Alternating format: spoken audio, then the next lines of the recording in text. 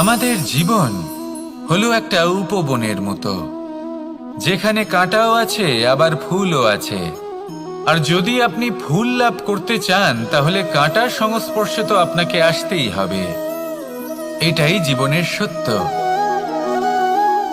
আমাদের জীবনে, আমাদের পরিবারে, আমাদের সমাজে দেখবেন ভিন্ন ভিন্ন ধরনের মানুষ আছে। কেউ আছেন দুর্জন, কেউ সজ্জন, কেউ শত্রু হন তো কেউ মিত্র।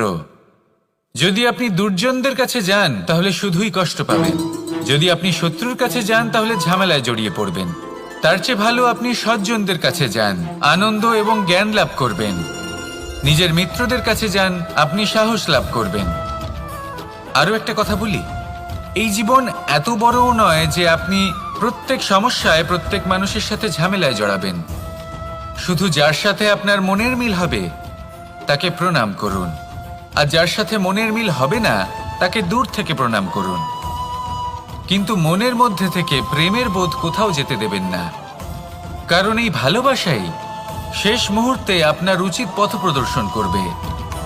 তাই এই ভালোবাসাকে মনে জাগ্রত রাখুন, আর এই ভালোবাসার সাথেই বলুন, রাধা রাধা। আপনার থেকে বড়, আপনার থেকে মহান হলেন সেই গুরু। এটা কি আবশ্যক যে সেই গুরু কোনো ব্যক্তিই হবেন? কখনোই নয়। গুরু হলেন একটা তত্ত্ব, গুরু হলেন একটা শক্তি। গুরু একজন ব্যক্তি হলে শুধুই একজনই হতেন, কিন্তু তা নয়। গুরু হলেন একটা অনুভূতি, গুরু হলেন শ্রদ্ধা। গুরু তিনি যিনি আপনার ব্যক্তিত্বের পরিচালক হন। গুরু তিনি যিনি আপনার ব্যক্তিত্বের নির্মাতা হন।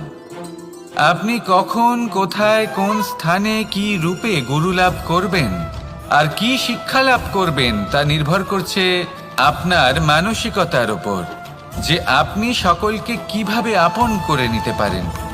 যদি আপনি গুরুকে আপন করতে চান, জ্ঞানকে আপন করতে চান, তাহলে আপনার মধ্যে শ্রদ্ধা জাগ্রত করতে হবে, সামর্থ্য জাগ্রত করতে হবে। আপনি গুরু এবং জ্ঞানকে আপন করে নিতে পারলে তা এমনিই আপনাকে মহান করে তুলবে। তাহলে আসুন আর আমার সাথে ভালোবেসে বলুন, রাধা রাধা। কখনো কখনো এমন হয় আমরা আমাদের বাড়ির উঠোনে বীজ বপন করি, আর তা বিকশিত হয় একটা সুন্দর বৃক্ষে। তার শাখাগুলি প্রতিবেশীর বাড়ি পর্যন্ত পৌঁছয়। ফলের বর্ষণ প্রতিবেশীর বাড়িতেও হয়ে থাকে। আর আমরা ভাবি গাছ আমরা উৎপন্ন করব আর ফল খাবেন আপনারা। এই কেমন কথা হলো? আপনাকে এই কথা বুঝতে হবে যে এসব হলো ভৌতিক বস্তু, সাংসারিক বস্তু। কখনো নিজের বাড়ির বাগানে ভালোবাসার গাছ বপন করে দেখুন। তার শাখাও প্রতিবেশীর বাড়ি পর্যন্ত পৌঁছবে, ফলের বর্ষণ সেখানেও হবে। কিন্তু সেই ফল চাইতে আপনাকে যেতে হবে না, সেই ফল দ্বিগুণ মাত্রায় আবার আপনার কাছেই ফিরে আসবে। তাই নিজের বাড়িতে আর নিজের মনে ভালোবাসার গাছ উৎপন্ন করুন। এই জীবন প্রসন্ন হয়ে বলবে, রাধা রাধা। সময় এবং ধন, একটা যা প্রকৃতি আমাদের দান করেন আর একটা যা আমরা নিজেরা অর্জন করি। কিন্তু যখন হারিয়ে ফেলার প্রসঙ্গ আসে তখন আমরা এই দুই একসাথে হারিয়ে ফেলি। এই সময় যদি আপনি গুনতে থাকেন তাহলে তা এমনিও নষ্ট হয়ে যাবে, কারণ সময় গণনা করতে আপনি যে সময় ব্যতীত করেন তা তো এমনিই নষ্ট হয়ে যায়। এই সময়কে যদি আপনি একত্রিত করার চেষ্টা করেন তাহলে তা সম্ভব হবে না। সময়ের বিষয়ে শুধু একটাই কথা বলবো, আপনি যদি একে ব্যবহার করেন তাহলেই জীবনে বৃদ্ধি হবে। ধনের সাথেও এটাই হয়। কথায় আছে যে এই ধনের দ্বারাই ধন অর্জন করা সম্ভব। যদি আপনি এই ধনের যত্ন নেন এবং একে সামলে রাখেন তাহলে ধন আপনাকে সামলে রাখবে। এবার সময় আমরা প্রচুর পরিমাণে পাই, কিন্তু তার অর্থ এটা নয় যে আমরা তা নষ্ট করি। বাস্তব অর্থে সময় তা অত্যন্ত মূল্যবান। এর সদ্ব্যবহার করা যদি আপনি শিখে যান তবে এই সময়ও আপনাকে অবশ্যই অতি মূল্যবান করে তুলবে। আসুন আর আমার সাথে ভালোবেসে বলুন, রাধা রাধা। কখনো আপনি কোনো গোয়াল দেখেছেন? অধিক মাত্রায় গোবর পড়ে থাকে আর ওখানে এক ধরনের পোকা দেখতে পাওয়া যায়। যাকে গুবরে পোকা বলা হয়। এরা কি করে? সারাদিন সেই গোবরেই বাস করে। সেই গোবরকে গোল আকৃতি প্রদান করে নিজের বাসার দিকে নিয়ে যাওয়ার চেষ্টা করে। অনেক পরিশ্রম করার পরে সেই গোবরের টুকরোগুলো নিজের বাসার দিকে নিয়ে যায় আর বুঝতে পারে ওর বাসা তো খুবই ছোট, আর এই গোবরের টুকরো তো অত্যন্ত বড়। এ তো বাসাতে প্রবেশ করতেই পারবে না। তাও চেষ্টা করতে থাকে, শেষ পর্যন্ত অসফল হয় আর সেই পোকা একাই বাসাতে ঢুকে যায়। এরকম মানুষের সাথেও হয়ে থাকে। সমস্ত জীবন মানুষ ধন, স্বর্ণ, সুখ স্বাচ্ছন্দ্য এই সব কিছু অর্জন করতে ব্যস্ত থাকে। আর যখন সময় আসে এই সংসারকে ত্যাগ করে চলে যাওয়ার, তখন সে বুঝতে পারে যে এই সব কিছু তো আমি নিজের সাথে নিয়ে যেতেই পারবো না। মনে দুঃখ নিয়ে সংসার থেকে বিদায় নেয় সে। তার বদলে যদি মানুষ কোনো নির্ধন ব্যক্তিকে সাহায্য করে দেয়, কোনো দুঃখী ব্যক্তিকে হাসাতে চেষ্টা করে, তাহলে মনে সন্তোষ নিয়ে সংসার ত্যাগ করতে পারে। এই জীবনে ধন, স্বর্ণ, সুখ স্বাচ্ছন্দ্য অতি আবশ্যক, কিন্তু এগুলোই বাস্তব সম্পত্তি নয়। তাহলে কি এই বাস্তব সম্পত্তি, সেটা বুঝতে শিখুন আর আমার সাথে ভালোবেসে বলুন রাধা রাধা। কথায় আছে যে এমন কোনো অক্ষর নেই যার দ্বারা কোনো মন্ত্র হয় না। এমন কোনো বনস্পতি নেই যা নিজেই একটা ঔষধি নয়।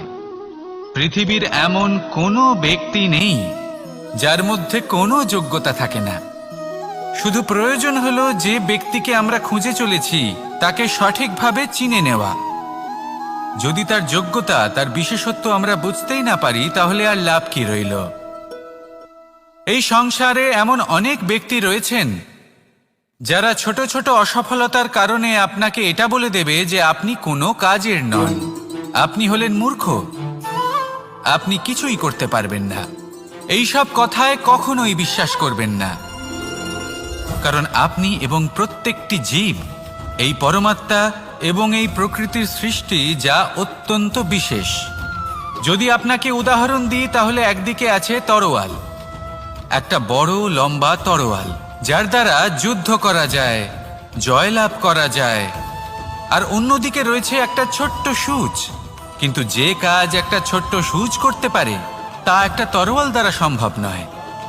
এর অর্থ হলো এটাই যে প্রত্যেকটা রচনা অত্যন্ত অমূল্য এবং অত্যন্ত বিশেষ হয়। তাহলে বিশ্বাস রাখুন যে আপনি অত্যন্ত বিশেষ একজন, আর প্রেমের সাথে বলুন রাধা রাধা। বাল্যকালে যখন আমি মাখন খেতাম, তখন যশোদা মায়ের আমার মাখন খাওয়া নিয়ে কোনো সমস্যা ছিল না। কিন্তু যখন আমি মাখন খেতাম, মাখন চুরি করতাম, তখন যেই প্রকারে বাড়ির পরিচ্ছন্নতা আমি নষ্ট করতাম, তা নিয়ে অবশ্যই যশোদা মায়ের আপত্তি ছিল। আর হবে নাই বা কেন? কথায় আছে যে যদি আমাদের ঘর পরিচ্ছন্ন থাকে, সেখানে লক্ষ্মী বসবাস করে থাকেন, তবেই সেই বাড়িতে সন্তোষ ভাব থাকবে। সেই জন্যই আমাদের যশোদা মা পরিশ্রম করে বাড়ির ভেতর এবং বাড়ির বাহির সবসময় পরিচ্ছন্ন করে রাখতেন। এবার যেইভাবে আমাদের বাড়ি, যেখানে আমাদের পরিবার বসবাস করতেন, সেইভাবেই আমাদের শরীর আর আমাদের আত্মা রয়েছে, যাতে আমরা বসবাস করি। একেও স্বচ্ছ রাখা প্রয়োজনীয়। এবার স্বচ্ছ কিভাবে রাখা যায়? শুধু বাহ্যিক পরিচ্ছন্নতা আর প্রসাধন দ্বারা তা সম্ভব হবে না। জীবনে কিছু কটু অভিজ্ঞতা আমাদের সকলের থাকে। সেই কটু অভিজ্ঞতাগুলির কারণে আমাদের মন, আমাদের আত্মা মলিন হয়ে যায়। এই মালিন্য থেকে আমাদের আত্মাকে মুক্ত করা অত্যন্ত প্রয়োজনীয়। এই স্বচ্ছতা অত্যন্ত প্রয়োজনীয়। আর আমাদের এই মন মালিন্য থেকে মুক্ত হতে পারে শুধুমাত্র প্রেম এবং করুণার দ্বারা। তাই সকলকে ভালোবাসতে থাকুন আর মনের মধ্যে করুণার বোধ জাগ্রত করুন। কারণ যেইভাবে বাড়ি পরিষ্কার থাকলে তাতে লক্ষ্মী বসবাস করেন, সন্তোষবোধ বজায় থাকে, সেইভাবেই যদি মন স্বচ্ছ থাকে, তাহলে তাতে সন্তোষও থাকবে, শান্তিও থাকবে। তাহলে ভালোবাসতে থাকুন, মনের মধ্যে করুণাবোধ জাগ্রত করুন, আর আমার সাথে ভালোবেসে বলুন রাধা রাধা। আপনি কখনো রেশমের কীট দেখেছেন? নিজের সুরক্ষার জন্য সে নিজের লালা থেকে একটি সুতো উৎপন্ন করে আর সেই সুতো দ্বারা নিজেকে পেঁচিয়ে নেয় প্রকৃতি এবং অন্য জীবজন্তুর হাত থেকে সুরক্ষার জন্য। কিন্তু যখন সেই সুতো শুকিয়ে যায় তখন কি হয়? তা একটা খোলসে পরিণত হয়, এত সবল হয়ে যায় যে সেই রেশমের কীট তা ভেঙে বাইরে বেরিয়েই আসতে পারে না। শেষ পর্যন্ত এই কারণেই সে মৃত্যু লাভ করে। এবার যদি একটা প্রজাপতির কথা বলি, তাহলে প্রজাপতি কি করে? যখন সে উড়তে চায় সে নিজেই নিজের খোলস ভেঙে ফেলে, সে তার পাখনা মেলে আর তারপর সে আকাশে উড়ে বেড়ায়। এটাই হলো শিক্ষা আমাদের জন্য। যদি আমরা আকাশে উড়ে বেড়াতে চাই তাহলে আমাদেরকেও অন্তর থেকে সেই খোলস ভাঙতে হবে, অর্থাৎ নিজেদেরকে বন্ধন থেকে মুক্ত করে দিতে হবে। সুরক্ষার জন্য কোনো বাঁধনে জড়িয়ে পড়া এ হলো সবথেকে বেশি অসুরক্ষিত কার্য। জীবনে সুরক্ষার ভয় থাকাটা উচিত, কিন্তু তা যদি অত্যাধিক হয়ে যায় তাহলে তা আপনাকে এতটাই দুর্বল করে দেবে যে আপনি নিজেরই সুরক্ষার চক্র ভেঙে বেরোতেই পারবেন না।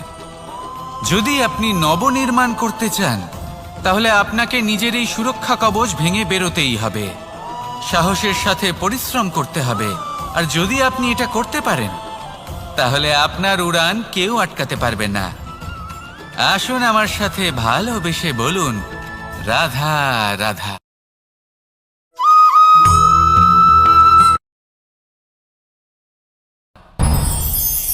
আমি মনুষ্যরূপে জন্ম নিয়েছি এবং সমস্ত কর্ম এই রূপেই করেছি, কিন্তু আশ্চর্যের বিষয় হলো যে আজও মানুষ আসেন এবং হাত জোড় করে প্রার্থনা করেন যেন আমি ওনাদের সহায়তা করি। আপনাদের একটা কথা বলতে চাই, আমি সকলকে সাহায্য করতে পারবো না, কিন্তু আমি শিক্ষা অবশ্যই দিতে পারবো, জ্ঞান প্রদান করতে পারবো। এমন কিছু জ্ঞান যার ভিত্তিতে মানুষ যা চাইবেন তাই লাভ করতে পারবেন যদি সঠিক কর্ম করতে থাকেন। যখন কংসের অসুররা গোকুলে ধ্বংসলীলা চালাচ্ছে, আপনি অবশ্যই লাভ করবেন। আর এই মন সুপ্রসন্ন হয়ে বলবে, রাধা রাধা। ওমাই কি, আমি কখন থেকে এখানে অপেক্ষা করছি, হাত পেতে দাঁড়িয়ে রয়েছি যাতে একটা ফল আমার হাতে এসে পড়ে এবং সেটা আমি খেতে পারি। কখন থেকে অপেক্ষা করছি, কিন্তু সেটা হচ্ছেই না। এবার আপনি বলবেন যে এসব কি বলছি, এ কি অদ্ভুত কথা বলছি। যদি ফল খেতে হয় তাহলে আমাকে বৃক্ষে চড়তে হবে, ফলের কাছে পৌঁছতে হবে, তবেই তো ফল পাবো। এবারে এটা অত্যন্ত সহজ ব্যাপার, কিন্তু এই বিষয়টা আপনি নিজের জীবনের প্রসঙ্গে ভেবে দেখুন। লক্ষ্য কোথায় আছে আপনি জানেন, সেই লক্ষ্যে পৌঁছানোর পথ কি সেটাও আপনি জানেন, সেই পথে চলার ক্ষমতাও আপনার রয়েছে, কিন্তু তাও আপনি নিজের লক্ষ্য লাভ করতে পারছেন না। কেন? কারণ আপনি অপেক্ষা করছেন যে লক্ষ্য আপনার সামনে চলে আসবে, কিন্তু তা হয় না। লক্ষ্য সে যাই হোক না কেন, ধন হোক, প্রেম হোক, কোনো সম্মান হোক বা মোক্ষ হোক, যদি আপনি তার দিকে অগ্রসর না হন তাহলে ফল প্রাপ্তি অসম্ভব ব্যাপার, তা কোনোদিনই হবে না। সেই জন্য আপনার চোখের সামনে আপনি যদি নিজের লক্ষ্যকে দেখতে পান তাহলে উঠুন এবং সেই দিকে অগ্রসর হতে শুরু করুন। নিজের অন্তরের সকল অশুভ গুণ দূর করুন, অলসতা ত্যাগ করুন, অজ্ঞানতা ত্যাগ করে দিন এবং চলতে থাকুন। অবশ্যই মনোবাঞ্ছিত ফল লাভ করতে পারবেন। মনে রাখবেন, চলতে থাকলে তবেই লক্ষ্য প্রাপ্তি হবে। অপেক্ষার দ্বারা শুধুমাত্র মৃত্যু লাভ হবে। আসুন আমার সাথে ভালোবেসে বলুন, রাধা রাধা। এই পুস্তক বড়ই কাজের জিনিস। কাহিনী হোক, কবিতা হোক, স্মৃতি হোক, এতে যাই লিখে দেবেন তা ভবিষ্যতের পুঁজি হয়ে যাবে। কিন্তু যদি কখনো এমন হয় যে এই পুস্তক ময়লা হয়ে যায়, বা যদি কোনো পাতায় আপনি ভুল করে কালি ফেলে দেন, বা কোনো বাক্য লিখতে গিয়ে আপনি ভুল করে ফেলেন, তাহলে আপনি কি করেন? সেই পুস্তক কি আপনি তুলে ফেলে দেন? না, তাই তো। শুধু একটা পাতা ছিঁড়ে ফেলেন, যাতে সেই পুস্তক সঠিক থাকে, সুন্দর হয়ে ওঠে। এই পুস্তকের মতোই হয় আমাদের সম্পর্ক। তার সেই এক পাতা, একটা ভুল। তাই যে কোনো সম্পর্কে যদি কারোর কোনো ভুল হয়ে গিয়ে থাকে, তাহলে সেই ভুলকে সম্পর্ক থেকে দূরে করা সঠিক হবে। সেই ভুলকে ভুলে যাওয়াই সঠিক হবে। সেই সম্পর্ক ভাঙা নয়, সেই সম্পর্ক সামলে রাখুন। কারণ ভুল তো সবার দ্বারা হয়। যদি এরকম করেন, তবেই জীবনরূপী পুস্তক আরো সুন্দর হয়ে উঠবে। একে অপরকে ক্ষমা করতে শিখুন। একে অপরের ভুলকে ভুলে যেতে শিখুন। তারপর দেখবেন এই জীবনে আরো আনন্দ আসবে, আর এই সম্পর্ক নিঃশ্বাস নিতে থাকবে। রাধা রাধা।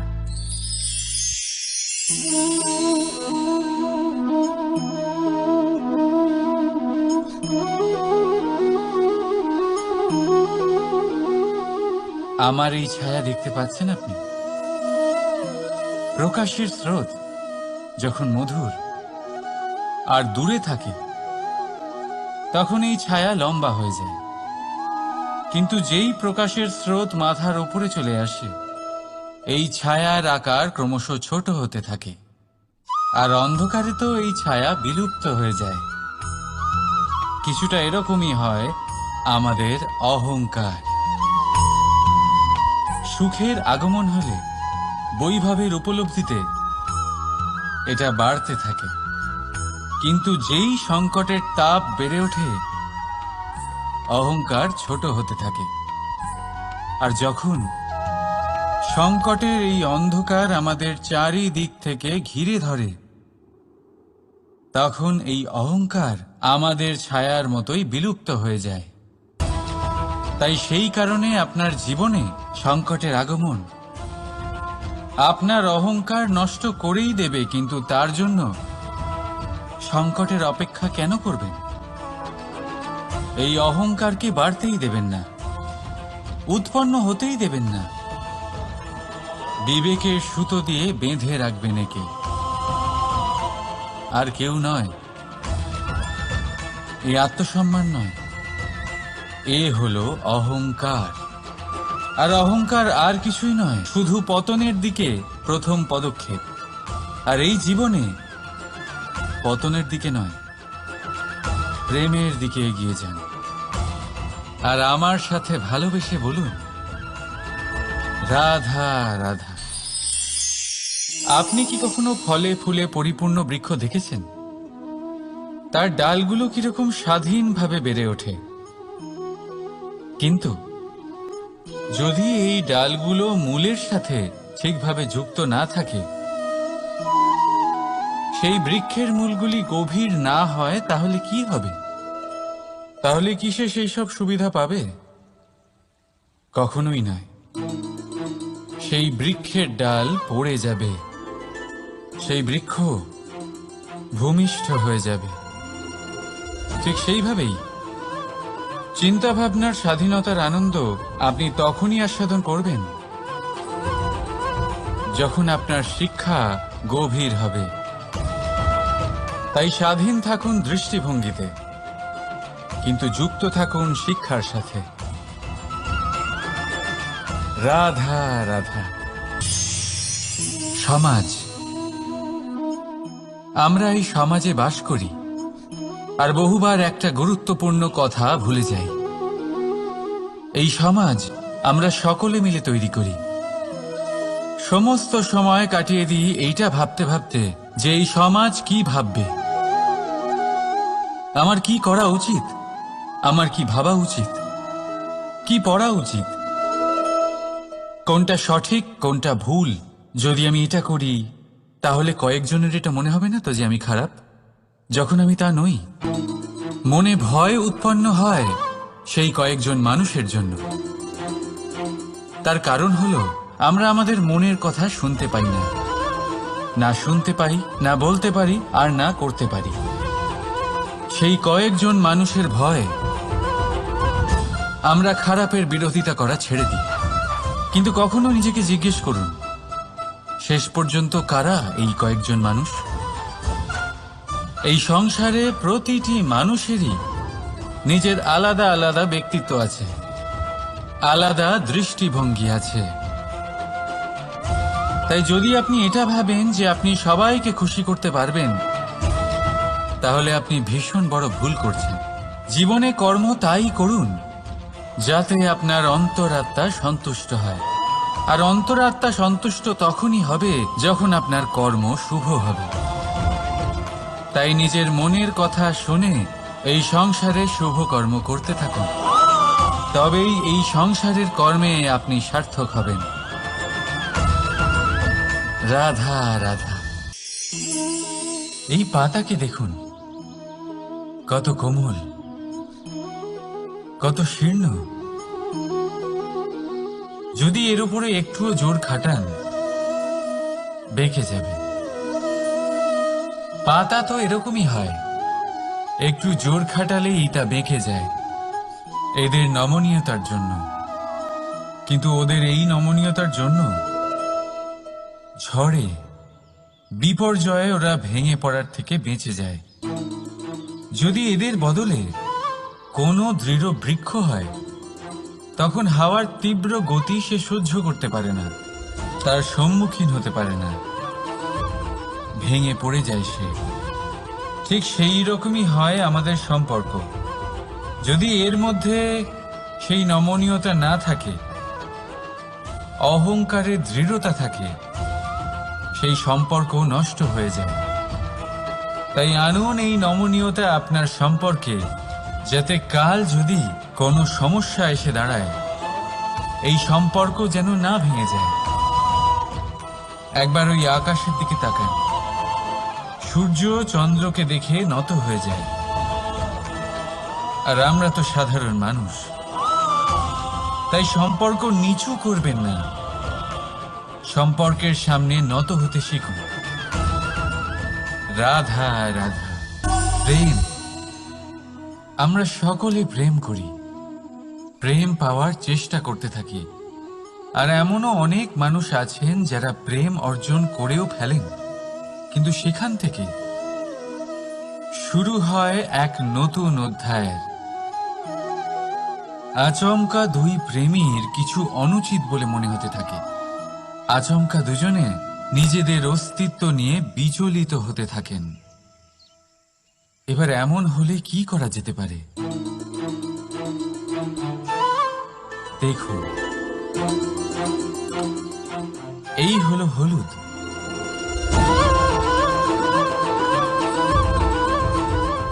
আর এই হলো চুন।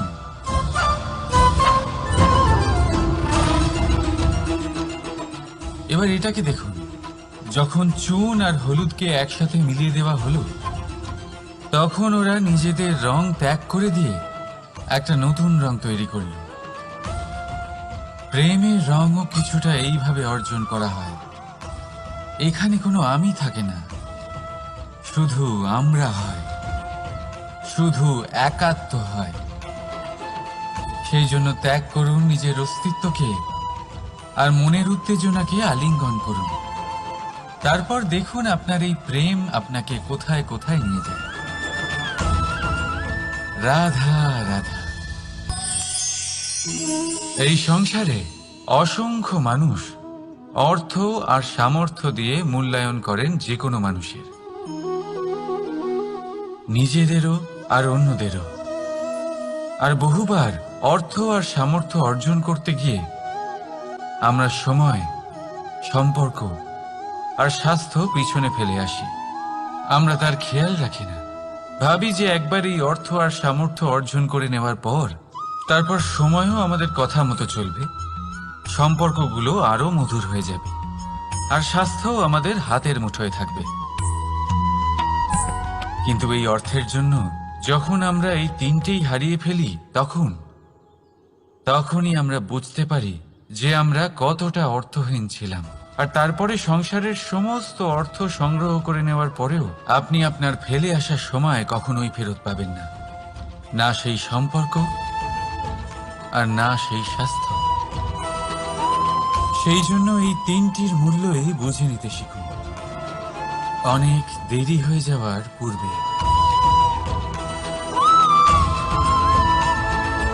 রাধা রাধা।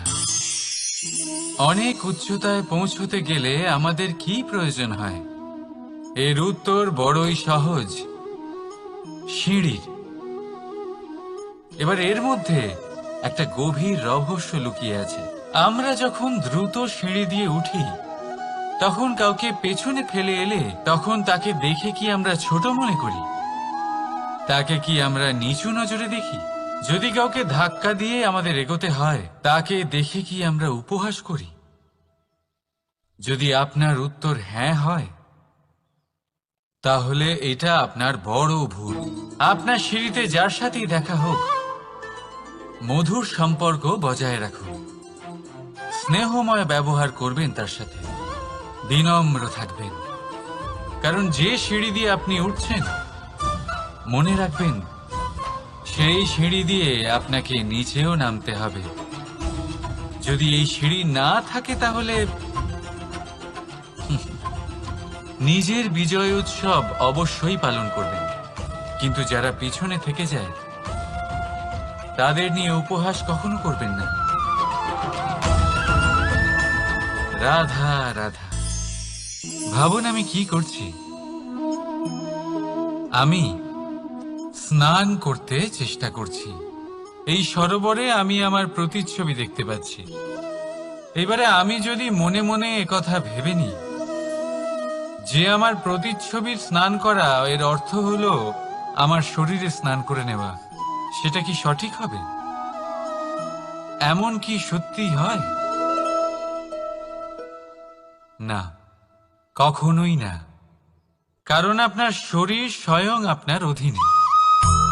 যতক্ষণ না আপনি নিজের শরীরকে ভেজাবেন, ততক্ষণ আপনার প্রতিচ্ছবি ভিজবে না।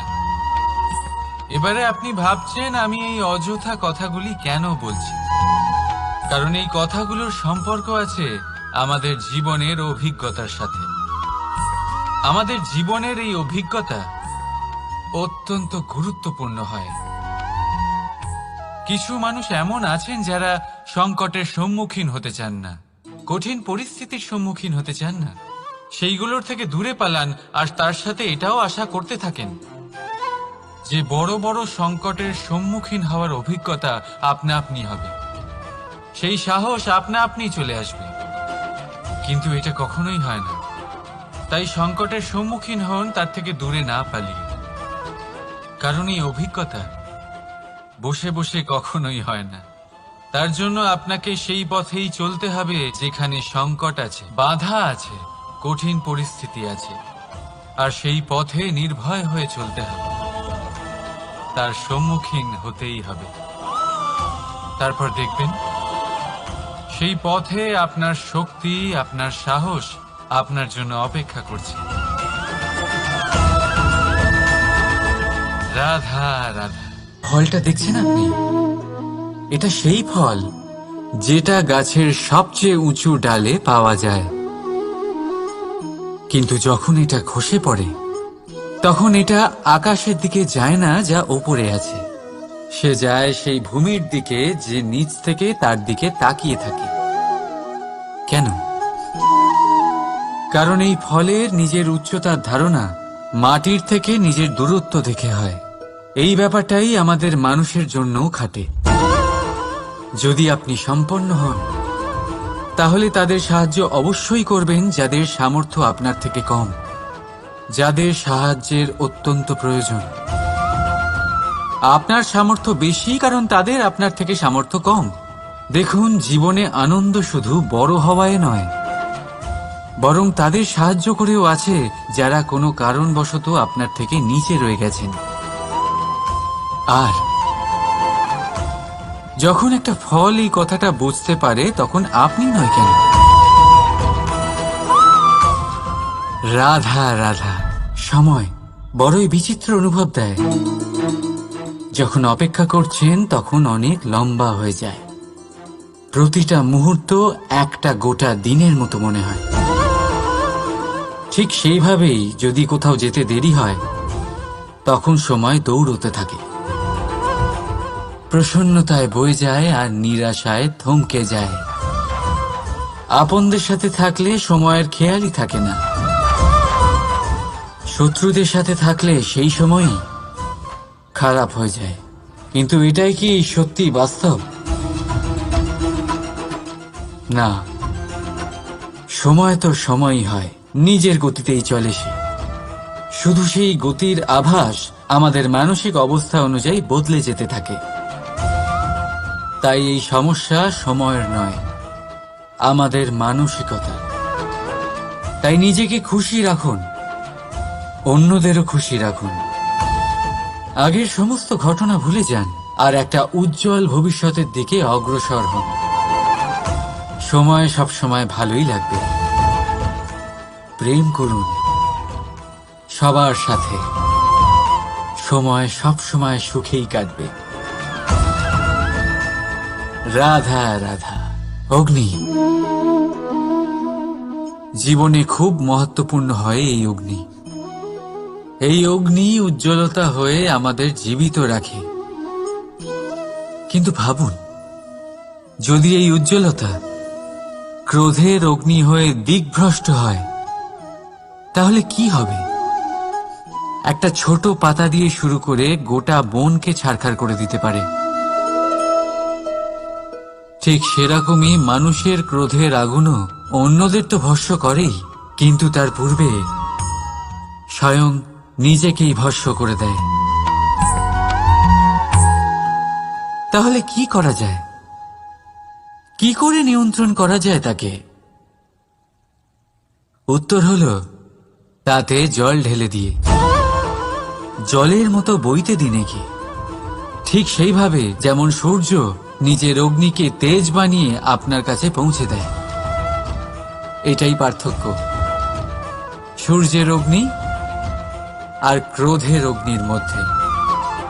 সূর্যের অগ্নি বিচ্ছুরিত হয়ে প্রতিফলিত হয়ে আসে, আর সেই জন্যই তাকে তেজ বলা হয়। অন্যদিকে আমাদের ক্রোধের আগুনের কোনো সীমাই থাকে না। তাহলে নিজের অন্তরের শক্তিকে ক্রোধের আগুন বানিয়ে জ্বালাতে চান, নাকি উজ্জ্বলতা বানিয়ে বিস্তারিত করতে চান? সিদ্ধান্ত আপনার। রাধা রাধা। এই সংসার অনেকটাই বড়, আর আমরা তার কাছে অত্যন্ত নগণ্য। এই সংসারে এমন অনেক মানুষ পাওয়া যায় যারা বোঝান যে এই সংসারটা কতটা বড়, কতটা অদ্ভুত, কতটা সুন্দর। আর এই সংসার রচনা করে পরমেশ্বর কত মহান এক কাজ করেছেন। কিন্তু আপনি এই জীবনে মাত্র কয়েকজন মানুষকেই পাবেন যারা আপনাকে এটা বলবেন যে এই সংসারে আপনি কতটা গুরুত্বপূর্ণ, আপনি কতটা অদ্ভুত। যদি আপনি তাদের সাথে থাকেন তাহলে তারা নতুন কিছু সৃষ্টি করতে পারেন, এই সংসারকে আরো কতটা পবিত্র করতে পারেন।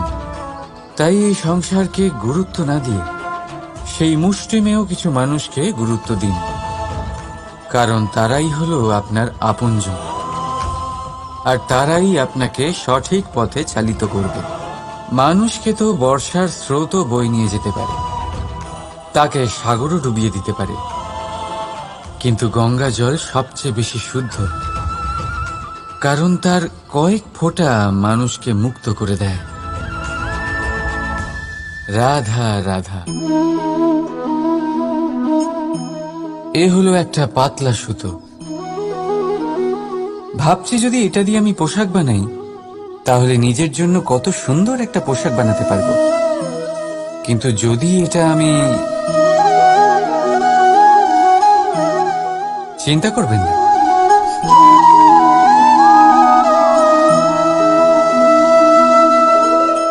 দেখুন এই সুতো জোড়া লেগে গেল। শুধু পার্থক্য হচ্ছে এটাই যে আগের মতো এটা আর সরল নেই, আর এটার দৈর্ঘ্য আগের থেকে কিছুটা কমে গেছে। এই সংসারে প্রেমের সাথেও ঠিক এটাই হতে পারে। প্রেমের এই সুতো যা দুই মানুষকে একসাথে বেঁধে রাখে, অহংকার আর স্বার্থের আঘাত সে সহ্য করতে পারে না, ছিঁড়ে যায়।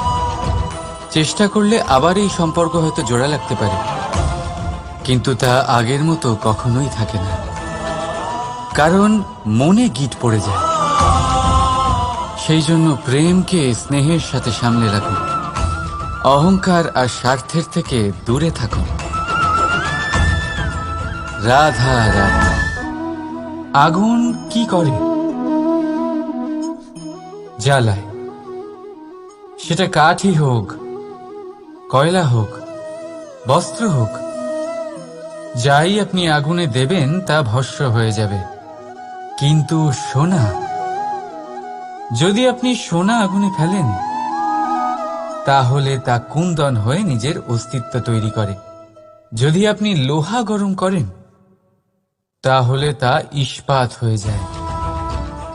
কেন কেন হয় এরকম?